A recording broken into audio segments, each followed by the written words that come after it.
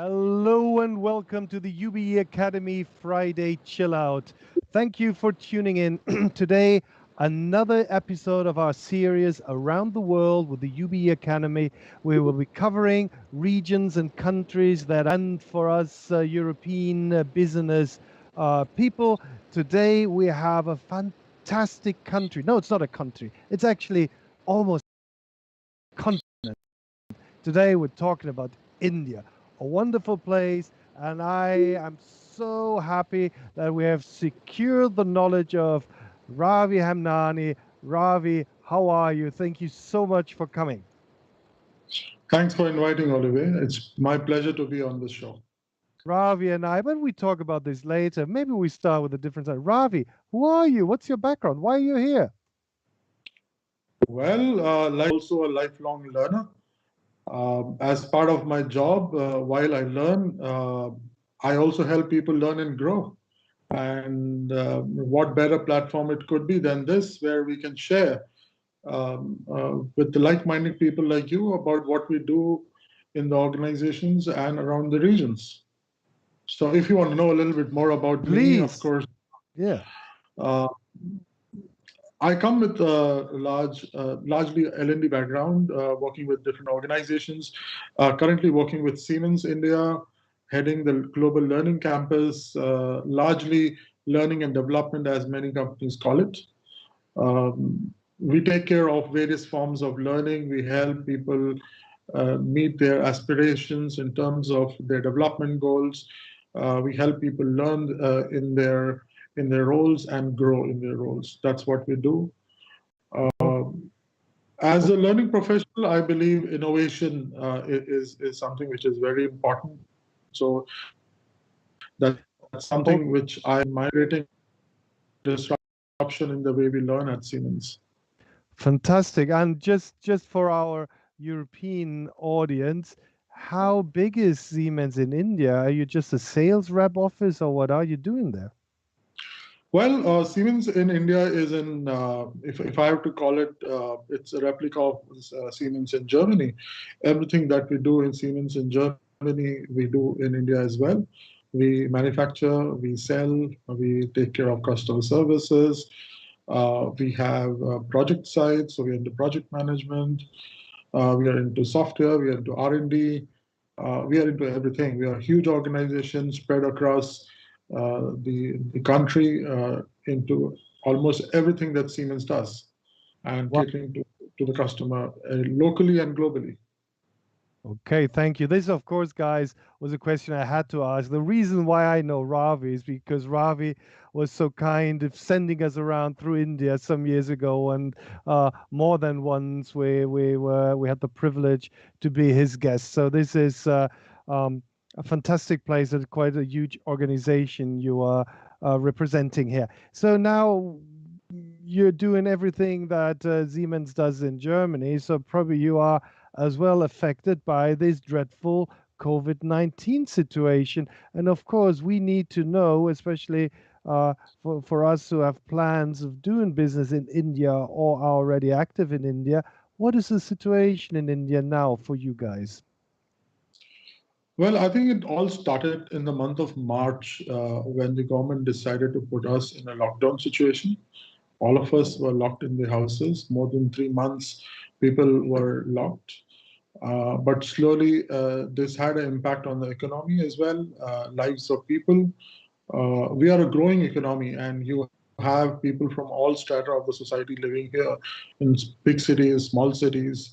So for those who had their finances well managed, they were able to survive. But there were a lot of people in the lower strata of the society which suffered a lot. So government had to take the decision to unlock, and slowly we have been unlocking all the major services. Over a period of time, as we stand today, we almost unlocked all major services. But largely, if you talk about our organization as a company, we are largely focusing to ensure that the health and safety of people is taken care at the topmost priority. So at the moment, it's only the manufacturing side with extreme precautions where we are open, and on all the offices at the moment are closed. When I say closed, I mean we are working from home.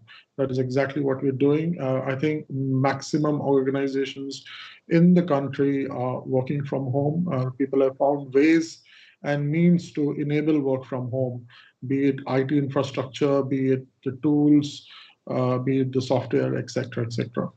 So largely work from home is the situation today. But of course, there are some companies who are not able to afford. They are also opening up in a small way, with government regulations in place, guidelines in place. They are following all of that. So that's where we stand today.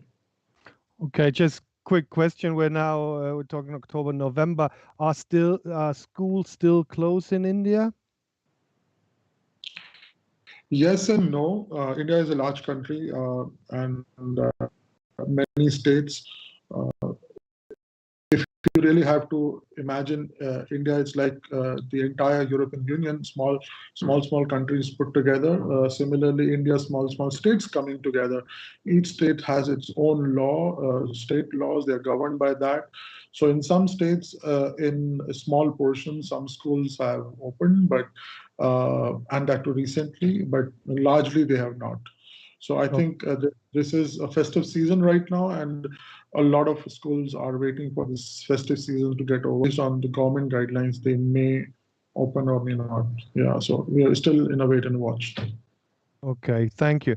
Well, now the lockdown has, of course, many negative, many negative sides and terrible impact on the economy, on our well-beings, etc. Now, one thing that we see is that people have started to rethink the way they do things, and one thing they're reviewing is how they want to learn and how they have to learn. Me, as a university professor, I have now learned to do this digitally.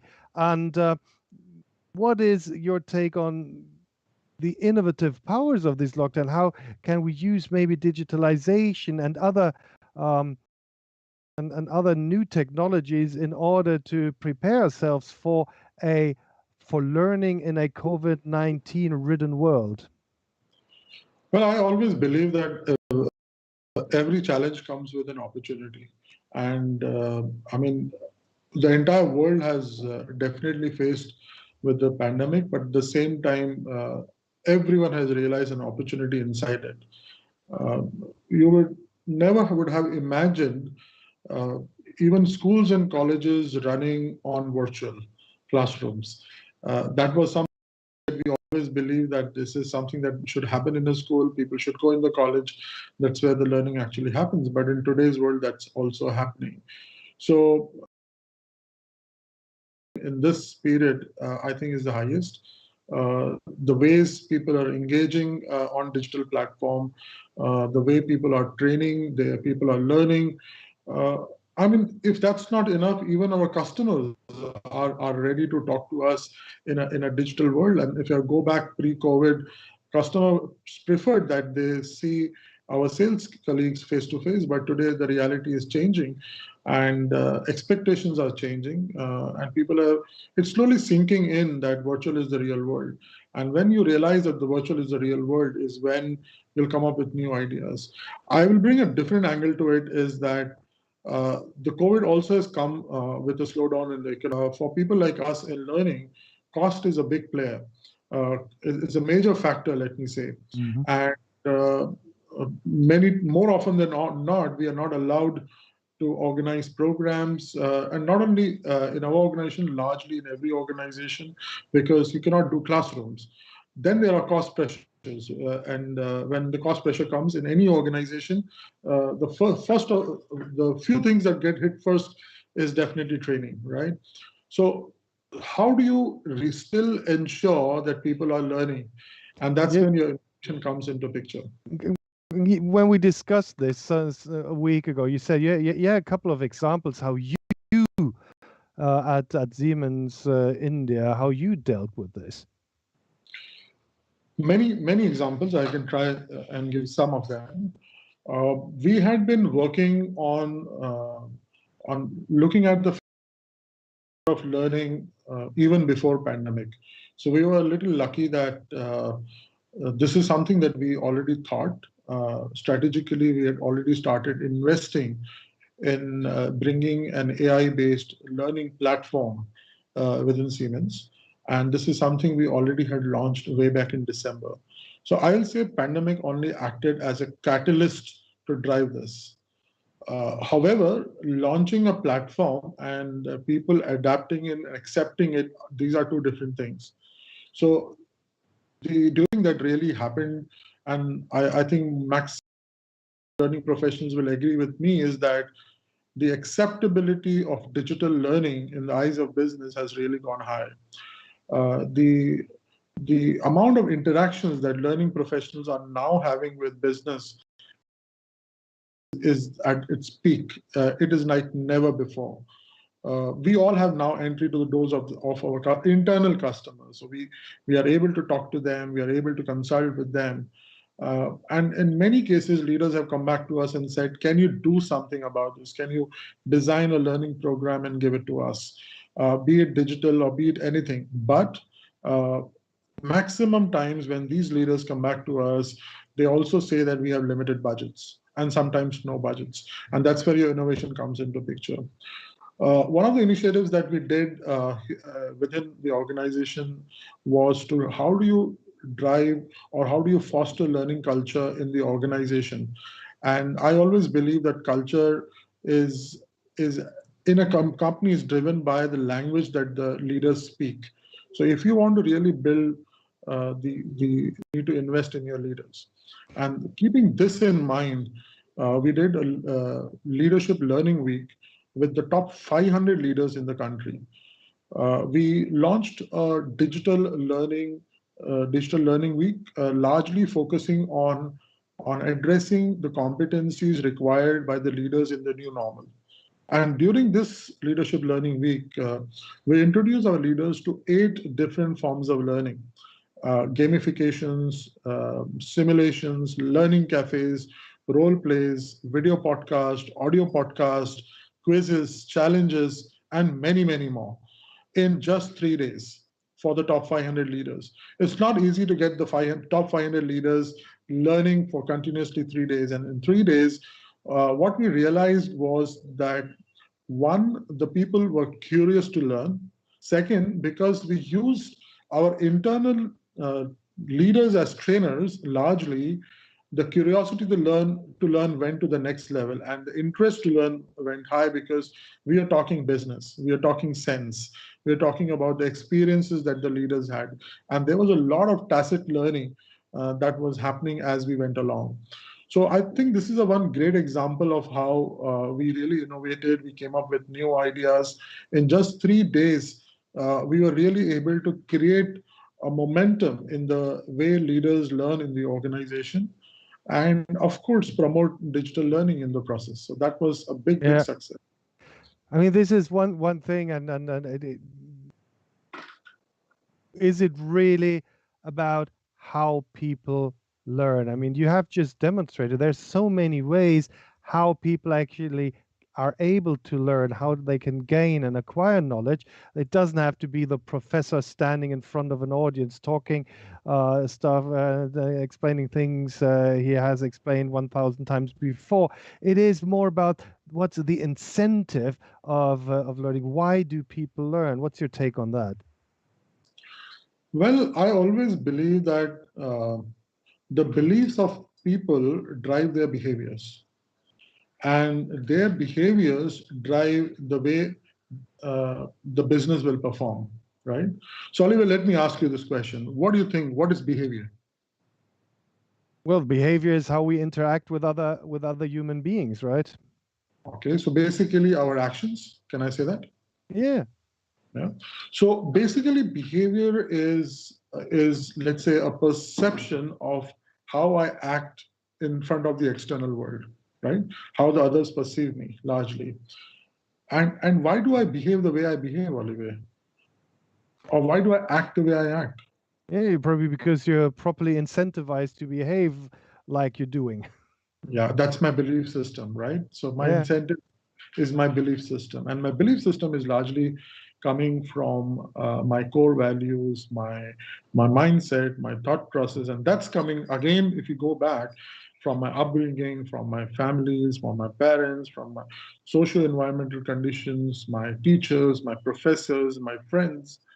So more often than not, I've seen that we are focusing on changing mindsets of people directly, thinking that what they do at work will change. And that will result in business outcomes. I think that's a myth. That can never happen. So if you're saying that you will change mindsets and values or a belief system of people, that cannot happen because that is something I've acquired over a period of time. And I will still do what I believe. And that will not result in business change. So if you really want to drive business change, you rather need to work on the context. Now this is an interesting part.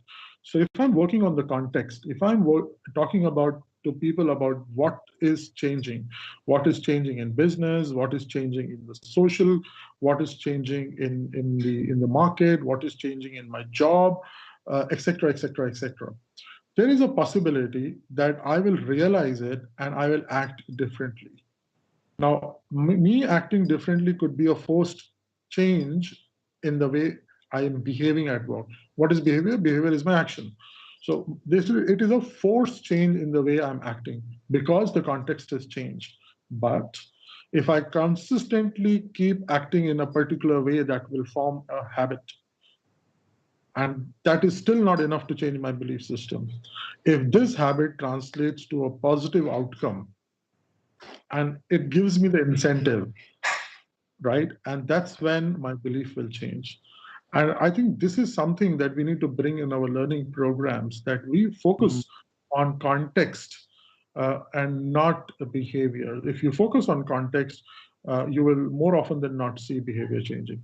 And I think this is such a valid point because how often do people from our training industry run around say we're changing your mindset? I mean, you and I, we will feel pretty patronized if somebody tells you, "Hey, your mindset has to change. Your beliefs are wrong." We don't want to hear that. We want to Absolutely take our not. beliefs, we want to take our culture, we want to take our understanding, bring it to a next level maybe in order to accomplish our feats, our tasks, but definitely we don't want to get brainwashed, right? And this is Absolutely. really a valid point. Thank you so much for flagging that up. Trading industry guys, listen carefully to what Ravi says here. This is really good. Okay, Nobody now, likes to be challenged. Nobody likes to be challenged, right? So yeah, I think if you're challenging and putting them in an uncomfortable zone, you rather talk to them about what's in it for them, the why. I'm sure a lot of us would have heard about the golden circle.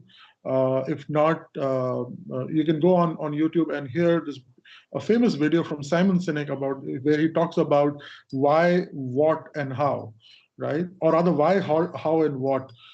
So the good leaders will talk about, start with what, and then they'll go to how, and then they'll talk about why. But it is a great leaders who will first talk about why you need to change, right? That's how even children learn, that you first tell them why you need to change. That is the context. And that's our limbic brain, right? So limbic brain focuses on why things need to change. If you focus on that, more often than not, the transformation would happen. yeah, thank you. But coming back to the situation in India, um, if you now have started to change the how of learning to go more into the digital world, are there any specifics in India that we need to take into account? See, I think India, as I said, India is a very large country. We are quite broad. And when we talk about digital learning, I think it is largely demand driven, right? So uh, we will still continue to offer digital learning in the country, uh, but it will be demand driven. So when I talk about demand driven, I largely talk about the need of the employees of what they are looking at. Are they looking at acquiring knowledge, or they are looking at acquiring a particular competence? And that there is a difference there, right? If I need knowledge, digital learning will still play a big role. But if I'm really thinking of acquiring competence, then that's where the application comes into picture. And that's where I still may need instructor-led sessions or application at work where my manager comes into picture, on the job learning that comes into picture. So I think it's going to be a mix of both digital and classroom where all of this will be mixed. Okay, so from your experience, I mean the risk, or not the risk, or the discussion is the classroom gone forever? What's your take? What are the alternatives, the ways, the ideas of blended learning that we will see in the future in a place like India with its diverse infrastructure, with its diverse uh, framework? I think classroom has not gone. It will still remain. We're just waiting for the pandemic to get over. So it will remain. But the what will change is when we are doing a classroom, right? So today, or let me say pre-pandemic, majority of our trainings were happening in classroom. But possibly after pandemic, as I said earlier, where you need to acquire knowledge, you can still go on the likes of all the digital platforms that are available on the internet. I mean, if you go to Google, you'll find more often than not, you'll find everything that you want to learn, whether it's software coding or programming or any soft skills. You have so many YouTube videos, you have TEDx talks, you have enough and more content available. If that's not enough, your company provides you a lot of content. So there is dearth of content available. But when it comes to application, the hard skills, that's when the classroom will still be required. So technical skill, hard skills, application, social learning, that's where the classroom will still be required.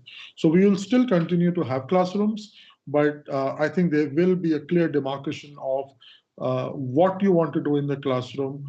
Theories will be thrown out of the classroom, application will get into the classroom, practicals will get into the classroom, practice will get into the classroom. And that's where the focus would lie. Mentoring, coaching, to a certain extent, can still be done digitally, but sometimes that also would need one-to-one interactions. Absolutely. But this, of course, will disrupt the training industry. Now, the training industry in India, as far as I had the chance to get to know it, is vivid, it's active, it's highly professional. But now, COVID-19, digitalization, the trends you have just outlined, they will have an impact on this industry. So, what's your take? How the training industry, including your role, will change in India in the next years? Yeah, I can answer this in different ways.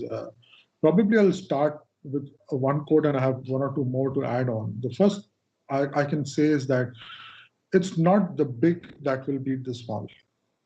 It is the fast that will beat the slow, right?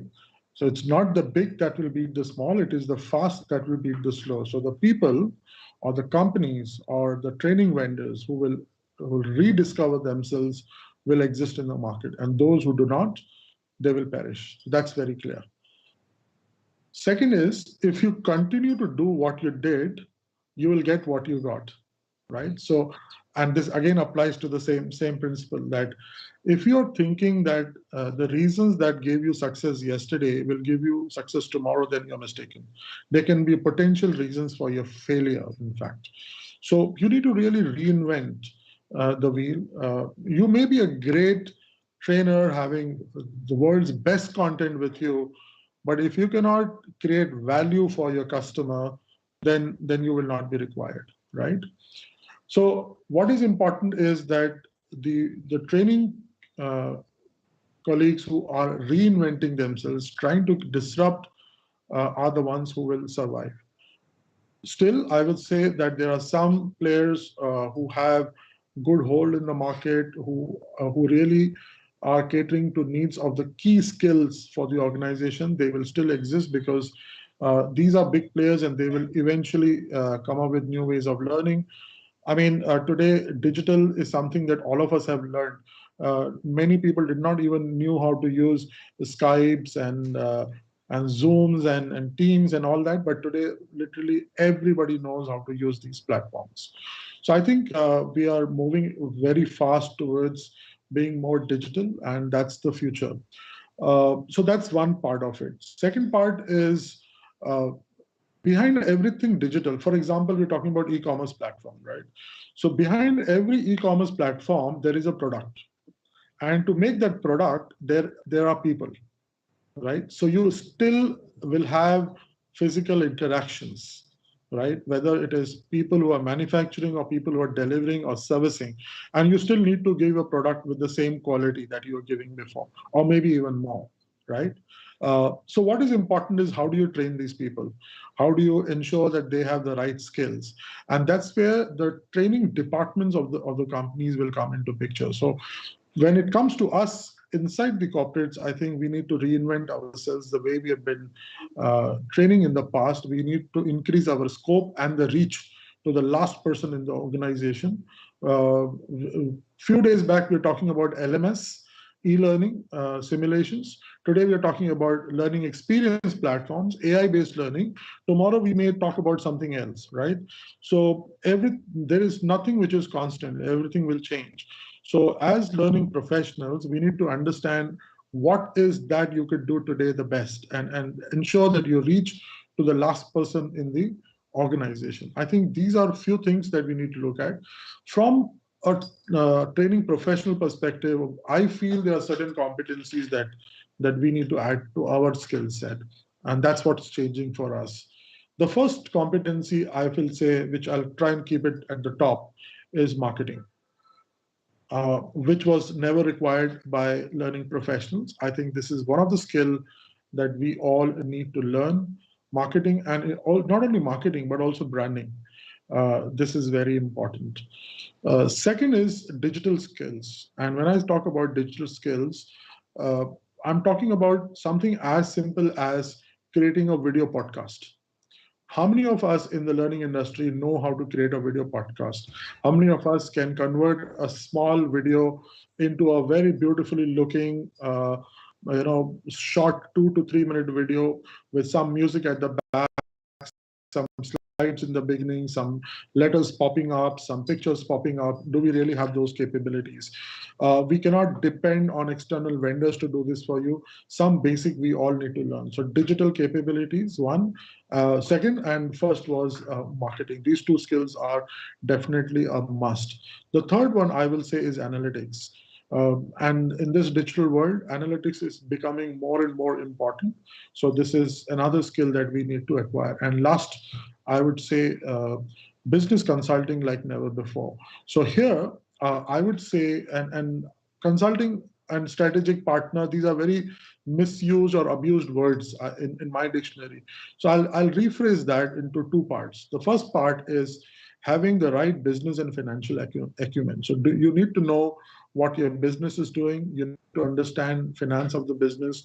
You should be able to read a balance sheet of the business and understand whether they're doing positive or not so positive, what could be the pains, what could be the gains, and where you can talk to the business about.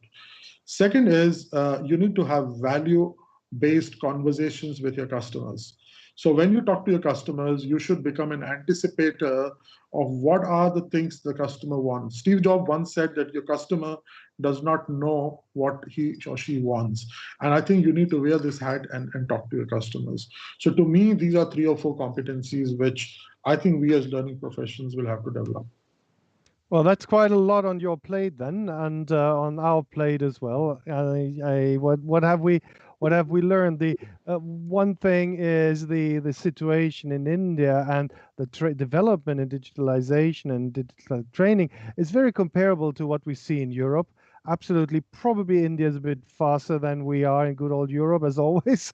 Um, then we see that we have to probably learn how COVID-19 has triggered this process of creative destruction, as Mr. Schumpeter put it, and we have to we have to cope with this, and we have to be on top of this. Otherwise, we will perish, like always. Now, coming to an end, and this is what we do with all of our fantastic guests. You have now 60 seconds to tell us everything you want to say and everything you want to tell our audience now, please. Okay, so this is a testing time for me. Let me try. I believe that when your dream becomes your job, that's when the best comes out in you, right? And that's when you will really innovate. So unless you don't love what you do, you will really not enjoy your work. And that's what I try and do always. To me, I've been lucky that I'm doing what I love the most doing. Uh, I remember many years back when a lot of my friends, family, everybody said, "Is this really what you want to do?" And I always stuck to my belief that this is what I want to do, and that's why I'm doing what I'm doing.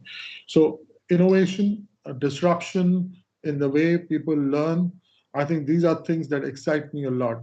I always try to look around, learn from people, learn from places outside, collect as much information as possible, and go back and see how I can apply the things that I've learned in the things that I do. Always be ready to challenge the status quo.